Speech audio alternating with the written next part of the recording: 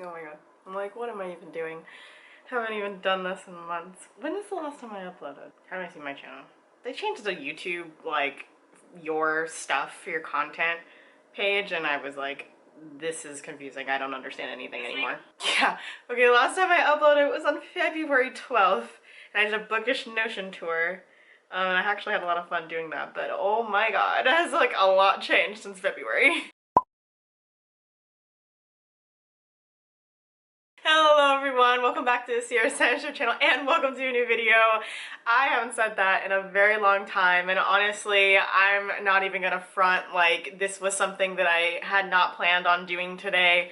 I just decided to pick up my camera, pull my tripod out of the corner and literally blow dust off of it and just record a video. Today I just want to talk about the books that I have managed to read in 2023, a kind of like bookish wrapped, if you will. In January of this year, I set my Goodreads challenge for the year to just be 12 books with the intention of just reading a book a month, which was a drastic turnaround from what I have done in previous years.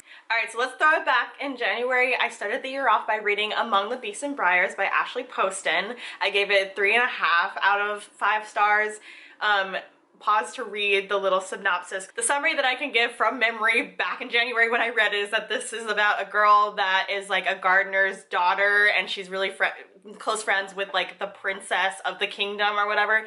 And anyway, there's this like cursed woods outbreak that happens and it turns everybody into these like zombie things.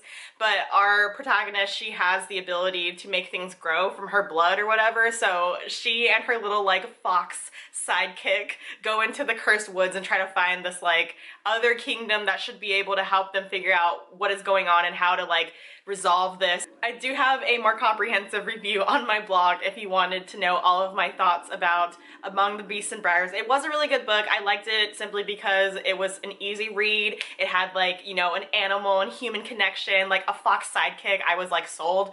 And yeah, you can check out more if you want to know what I thought. The second book I read this year is kind of funny because honestly this seems like a book that I should have ended the year with reading, but I read Mind the Gap, Dash and Lily. This is by David Leviathan and Rachel Cohen.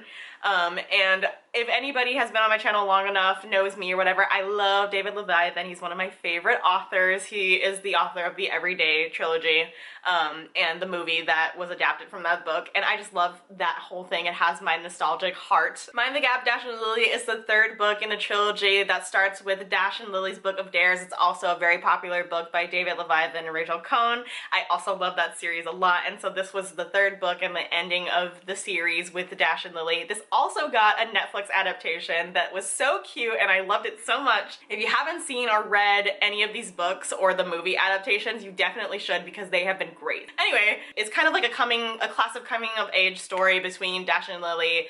Lily is trying to figure out her dog walking business that she runs in New York. Dash goes to college in another country, I forget, I think it's somewhere in the UK or whatever. And they're trying to figure out and navigate their relationship through this distance. It's a long distance relationship. One is in college and one is not. It's just trying to like find yourself as a young adult and also trying to manage a relationship in this very pivotal, weird time in your life. Can you tell that I'm speaking from experience? I did not write a formal review for this book on my blog, but I gave it 4 out of 5 stars, and it was just a cute read, and it was like the end of a trilogy that I really liked, so yeah. So while the second book that I read this year was like the ending of one series, the third book that I read this year was the beginning of a totally new one, and I was very excited when I got it.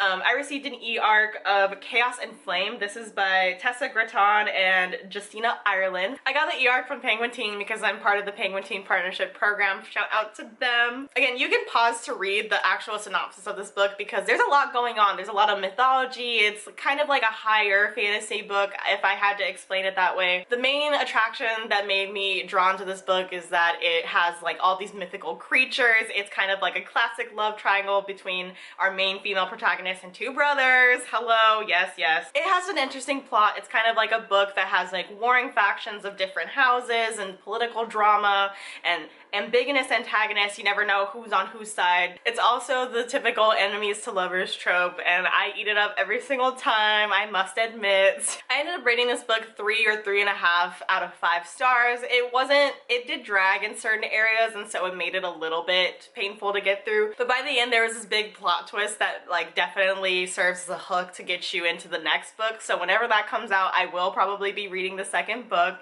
And yeah, I will be patiently awaiting that release. Oh, and I also do have a full review of Chaos and Flame on my blog if you want to check it out. Okay, the fourth book that I read this year was iconic. It was the talk of the town when it came out earlier this year. I read it on audio too. I read I'm Glad My Mom Died by Jeanette McCurdy.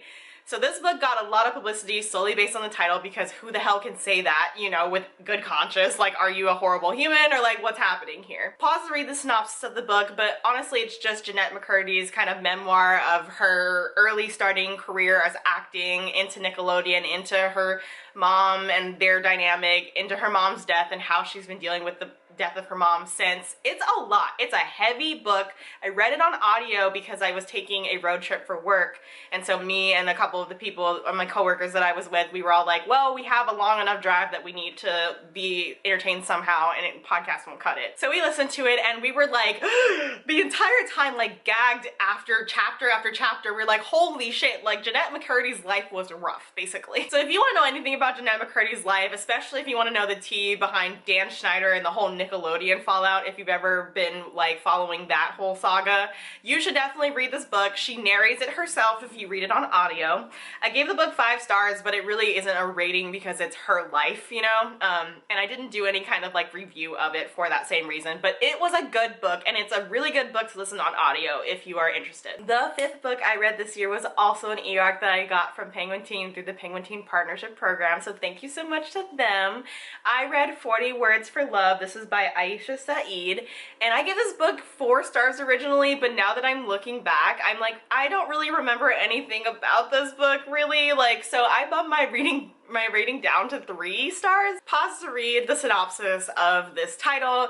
Honestly, working from memory, like I said, I don't remember a ton about this book, but it's kind of a slight fantasy because it's a coming of age story about 2 teenagers, but one is like, they're not fully human. They're people that live in this place called the Willow Forest in this town called Moonlight Bay, but they come from like another dimension, another land that they were actually pushed out of, and they're kind of immigrants from. It's said that the ocean in Moonlight Bay is like, has healing properties, but then this disaster happens and the magical properties or the healing properties of the water go away and whatever. So it was just like a lot that was happening. I think the most memorable parts of this book is that there's this allegory for like how the townspeople treat the people of the Willow Forest, because they're technically like not from there, and so, you know, we can get into like political and like xenophobia kind of conversations with this book. So those are valid talking points that this book can bring up and can be a symbol for. But honestly, beyond that, the main intrigue and thing that I liked about it is that there's this kind of like forbidden love aspect, and it's kind of like, will they, won't they get together, these 2 like protagonists, and it was just like, okay. So at the end of the day, I just bumped my reading down to 3 stars because I was like, it's not bad, but I don't think I would ever reference this book again, so yeah. I was supposed to write a review for that book on my blog, and then I didn't, so if you go to my Goodreads, it says the full review is coming, and it's not coming. The 6th book I read this year was something that I wasn't actually anticipating reading. I got reached out to by a new publisher this year. It's Spark Press, and they offered to send me a free physical copy of this book in exchange for review, so thank you to them. I read The Garden of Second Chances. This is by Mona Alvarado Fraser. And this was a really touching story that I wasn't anticipating getting into this year. Pause to read the synopsis of this book, but going off of memory, this is a book about a young woman who is a young mom, and she is originally from Mexico, but she comes to the United States not on official papers, to marry this man who ends up being abusive, and she's trying to escape him one day because he's in a rage, because he's drunk, and one thing leads to another, and she finds him dead, but she didn't kill him, but she is getting framed for his death.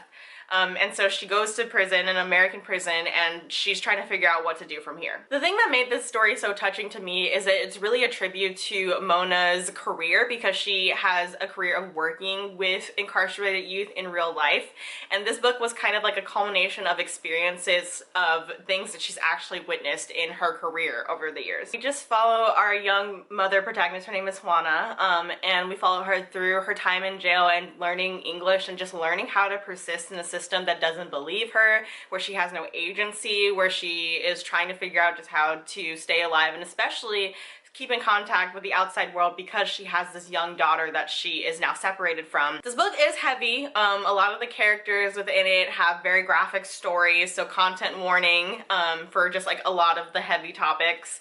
And I have a full review for this book and all of my more comprehensive thoughts on my blog, so if you want to check it out and see those content warnings before proceeding, you can do that. But yeah, in all, I really enjoyed this book. It was something that I was not anticipating reading this year, but it was a good read, and it was something that I think that I will be able to reference for its content, for its themes, for its story in the future. Alright, 7th book in July, my birthday month. It was an exciting month. I was out camping for work. It was a great time. It was a great book to go along with this month.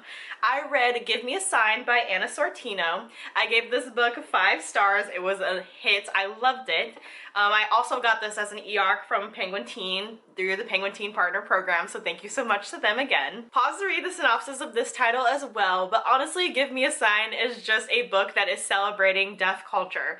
We have a deaf main character. Her name is Lila. She struggles with her identity and her relationship with the word deaf because she's not technically, like, she hasn't completely lost all hearing, but she is very hard of hearing, and it does make daily life challenging. But the main focus of the story is Lila gets a job as a camp counselor at a summer camp for deaf and hard of hearing kids, and also just kids that are struggling with accessibility issues. Like, for instance, we have blind children as well. The summer camp is called Grey Wolf, and it's really important to Lila because she was actually a camper there, and now she is a junior camp counselor this year, and so she's really trying to like rise to the occasion and be the best kind of like counselor that she can, and just be like a role model for her campers because she was once in their shoes. And yeah, so this book is really fun, and it was just like a really cool summer book to read, and also just a really good book of deaf representation.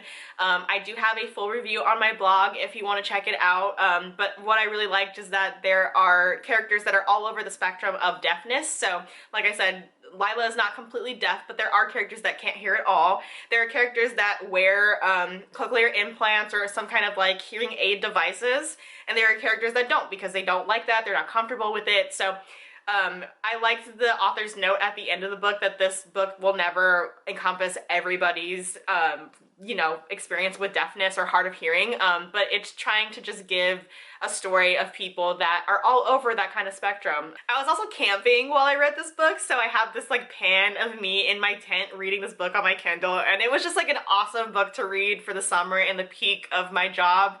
And out in the wilderness, so it was fun. I like this book. I associated with a good memory of summer, and yeah, I gave it 5 stars. Book number 8 of this year was The Skin of the Sea by Natasha Bowen. So this is the start of a new series for me because there's also a second book, and I forget what the name of it is right now, but I will put it up on the screen. Pause to read the synopsis of this title, but honestly, the reason that I was drawn to this book is Black Mermaid. And that's it. That's all I have to say. Black Mermaid. I was in it. I was in for it.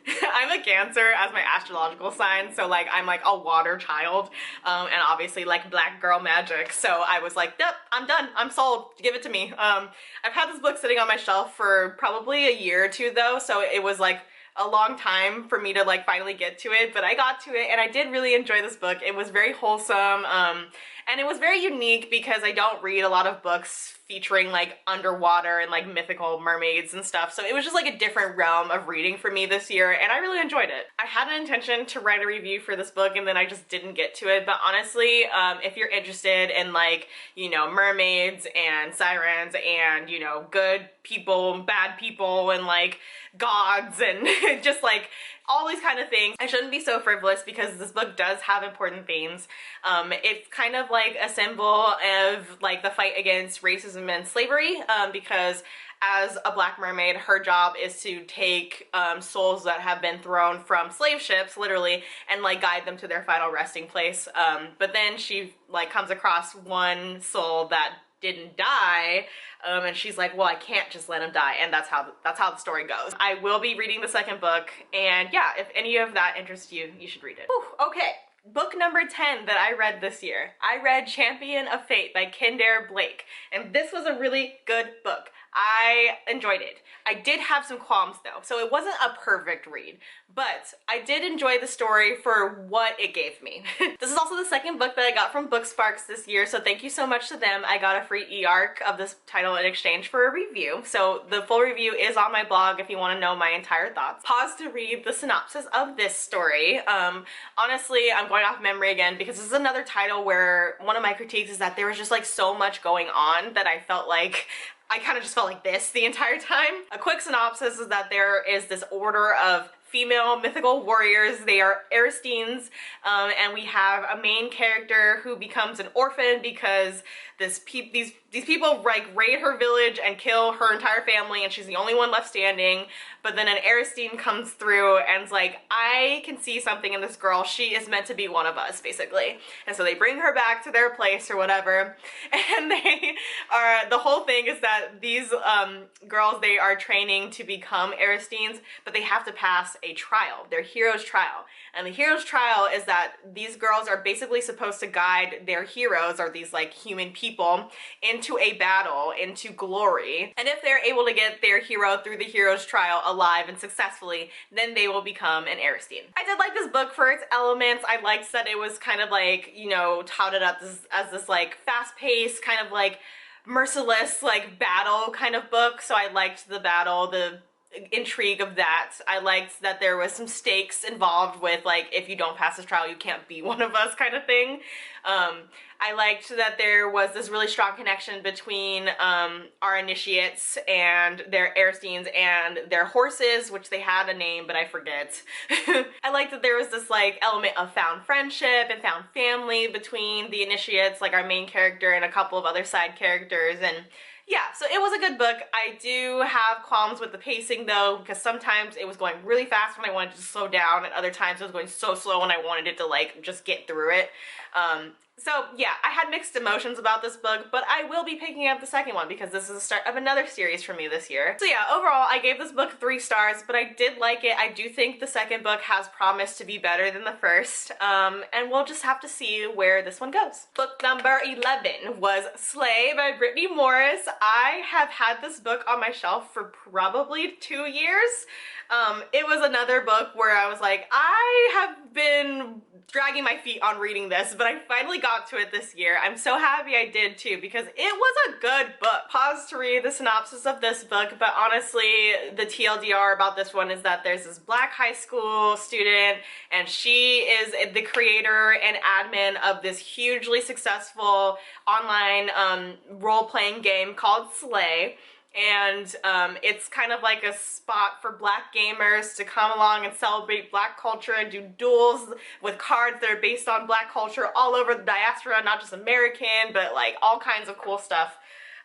But disaster strikes though when someone is actually killed in real life over the game that Kira, our main character, runs. And so now she's this anonymous person. Nobody knows that she is the admin of this game, but Kira's name is now getting dragged through the mud IRL because, yeah, everyone's like, the developer should really speak up and like, how could somebody get murdered over this game? Is this game racist? Is it exclusionary? And she's like, what the hell do I do? Like, I didn't think that this was gonna happen, and I don't know how to handle it. So that is the synopsis, that is the premise of this book. I will say though, I kind of popped off in my review of this book. It is a full review on my blog if you want to check it out, but I am unhappy with the way that this book was reviewed by certain people.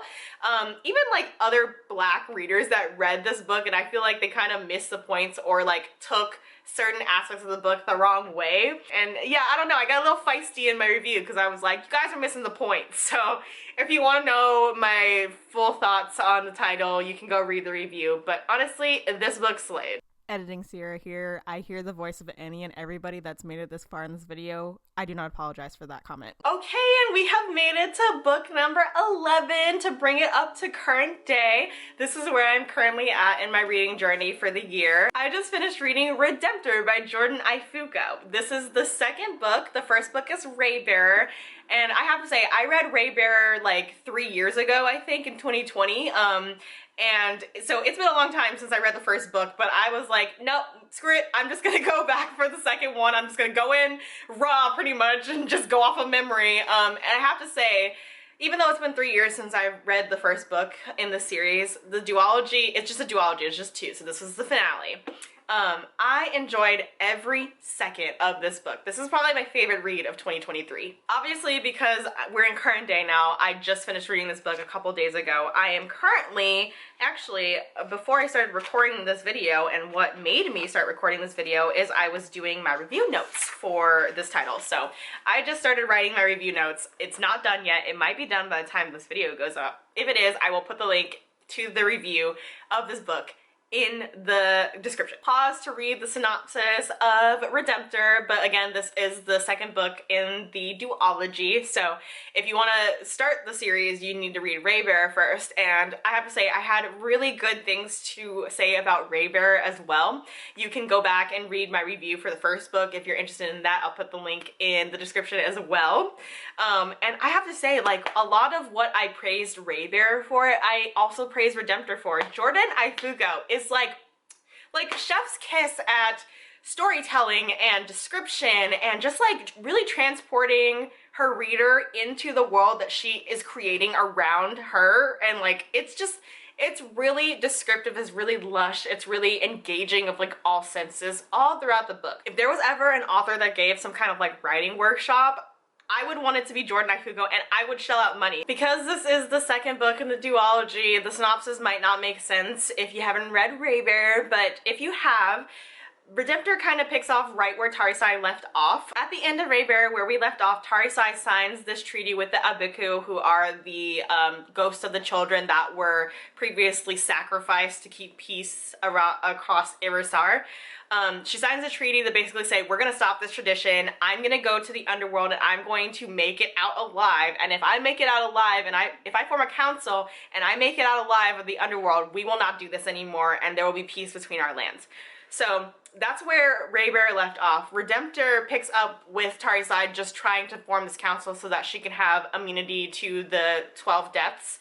And so that she would be prepared to go to the underworld and hopefully make it out alive. I really appreciated this book because Tarisai is kind of like a symbol for like any social justice activist in the world that's really trying to change the world and try to change social injustice and political imbalances and stuff. She, in this book, really comes into her own power. She takes agency over her own story. I really enjoyed Jordan Ifuko's writing. I really enjoyed Raybearer. I really enjoyed Redemptor. I will have more cohesive thoughts. Probably by the time that this video goes live, it will be on my blog. So if you want to know more about the book, you can go and read that review. And just to wrap up this video, since I am doing this prematurely because I haven't read anything in December yet, I am planning to finish off my reading year this year by finally reading The Bear and the Nightingale. This is another book that I have had on my shelf for probably 3 years now. Obviously this year I had like some underlying goal to pick up all the books that have been sitting on my shelf for years and just finally read them. But I think that this is the right time. It's getting to be cozy and winter and dark, and that's kind of the vibe that I get from this book. Pause to read the synopsis of The Bear and the Nightingale. Again, I haven't read it and I've been waiting to read it for a long time, but from memory of what I remember like got me interested in this book is that there's like this Russian family and they live in like the deep woods or whatever, but then there's like an evil stepmom or something, like and she's just like a horrible person, but then there's this thing that's happening in the woods, or like some kind of monster or a plague or something like that, that comes and just like disrupts this Russian village, and I was like, yes, give it to me, I need it. I kind of just put this connection together in my head, but honestly, I think a lot of the reasons that I might like The Bear and the Nightingale is the reasons that I liked Among the Beasts and Briars. Like, there's this forest thing lurking in the woods and there's a curse or something and they have to figure out how to like get rid of the curse or the demon or something. So honestly, I feel like I started the year with a book about forest demons and I'm gonna end the year with a book about forest demons, and we're just gonna see how it goes. So, okay, so that has been my reading this year, and honestly, even with reading 11 out of 12 books, like I'm exhausted talking about it. Like I can't imagine people who do like full-blown wrap-ups that read like over 50 books a year or something. But if you are one of those people that have read a bunch of books this year, or if you haven't and you're like me and you're just kind of like slugging through the year, let me know what your reading this year has been like in the comments.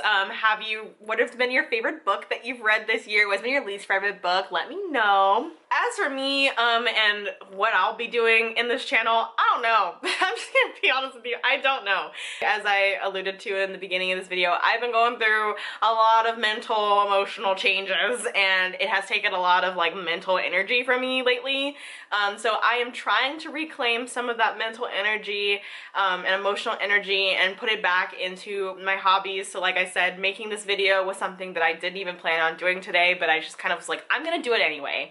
And I'm gonna write the review for Redemptor, and I'm just gonna try to slowly ease myself back into making content because this is something that I do really enjoy. It brings me like inherent like joy to just like put work into making a project and seeing the final product and everything. So yeah, thank you for sticking around. Thank you for watching this video. If you do, I want to say I'll see you next Sunday, but being honest, that's probably not gonna happen. So I will see you the next time I upload. Have a good day. Take care. Bye, everyone.